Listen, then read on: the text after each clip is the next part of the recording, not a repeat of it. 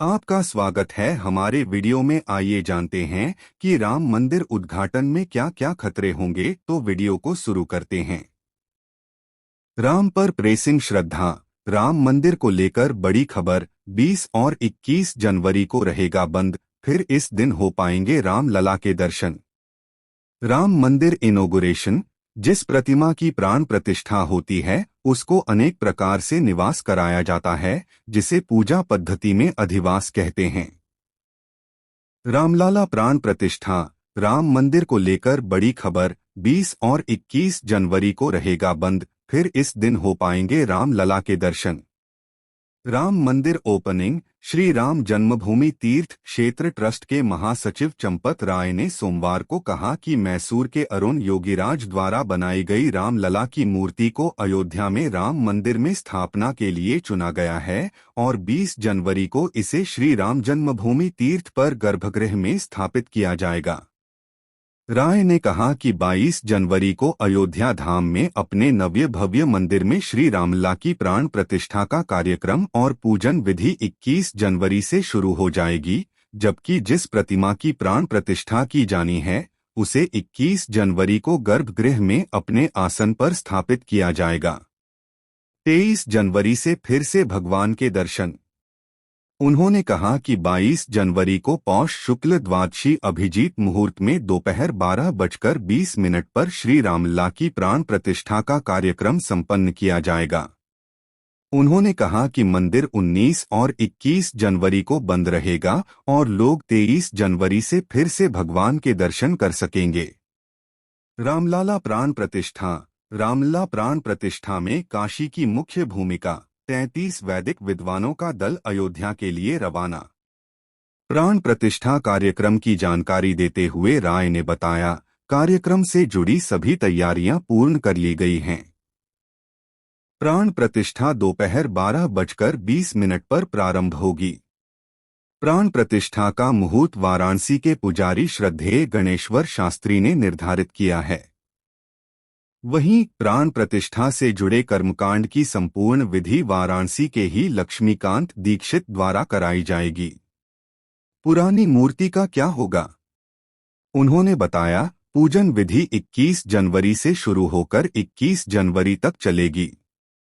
22 जनवरी को प्राण प्रतिष्ठा के लिए न्यूनतम आवश्यक गतिविधियां आयोजित होंगी। उन्होंने कहा कि रामलला की मौजूदा मूर्ति, जो 6840 से वहां है, को भी नए मंदिर के गर्भगृह में रखा जाएगा।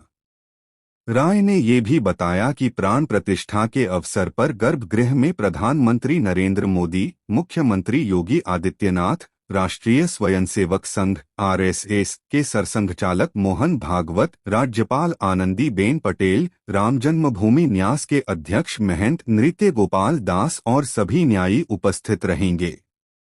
राय ने कहा, हमने मंदिर प्रांगण में 8000 कुर्सियां लगाई हैं, जहां विशिष्ट लोग बैठेंगे।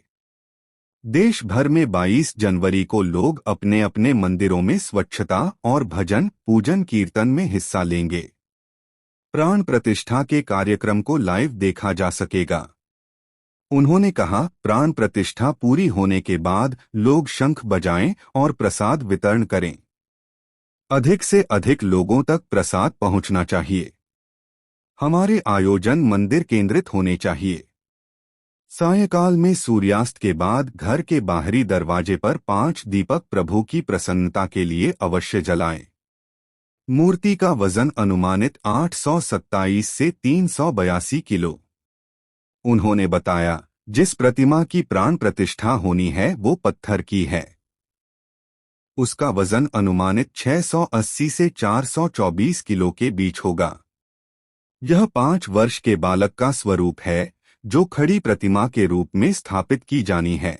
राय ने बताया कि जिस प्रतिमा की प्राण प्रतिष्ठा होती है उसको अनेक प्रकार से निवास कराया जाता है, जिसे पूजा पद्धति में अधिवास कहते हैं। इसके तहत प्राण प्रतिष्ठा की जाने वाली प्रतिमा का जल में निवास, अन्न में निवास, फल में निवास, औषधि में निवास, घी में निवास, शया निवास, सुगंध निवास समेत अनेक प्रकार के निवास कराए जाते हैं। यह बेहद कठिन प्रक्रिया है। उन्होंने बताया कि लगभग 857 से अधिक परंपराओं के संत धर्माचार्य, आदिवासी, गिरिवासी, समुद्रवासी, जनजातीय परंपराओं के संत महात्मा कार्यक्रम में आमंत्रित हैं। उन्होंने कहा कि इसके अतिरिक्त भारत में जितने प्रकार की विधाएं हैं, चाहे वो खेल हो, वैज्ञानिक हो, सैनिक हो, प्रशासन हो, पुलिस हो, राजदूत हो, न्यायपालिका हो, लेखक हो, साहित्यकार हो, कलाकार हो, चित्रकार हो, मूर्तिकार हो, उनके श्रेष्ठजन आमंत्रित किए गए हैं। राम मंदिर को अब तक मिले ये उपहार।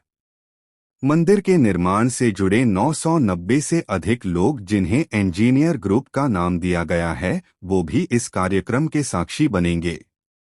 लगभग 578 संप्रदायों के संत समारोह में शामिल होंगे। उन्होंने बताया कि मानसरोवर, अमरनाथ, गंगोत्री, हरिद्वार, प्रयागराज का संगम, नर्मदा, गोदावरी, नासिक, गोकर्ण अनेक स्थानों का जल आया है। राय ने बताया, हमारे समाज की सामान्य परंपरा भेंट देने की है, इसलिए दक्षिण नेपाल का वीरगंज, जो मिथिला से जुड़ा हुआ क्षेत्र है, से 1000 टोकरी में भेंट आई है। इसमें अन्न, फल, वस्त्र, मेवे, सोना और चांदी भी है। उन्होंने कहा, इसी तरह सीतामढ़ी से जुड़े लोग भी आए हैं, जहां सीता माता का जन्म हुआ, वहां से भी लोग भेंट लेकर आए हैं। यही नहीं, राम जी की ननिहाल छत्तीसगढ़ से भी लोग भेंट लाए हैं। एक साधु जोधपुर से अपनी गौशाला से घी लेकर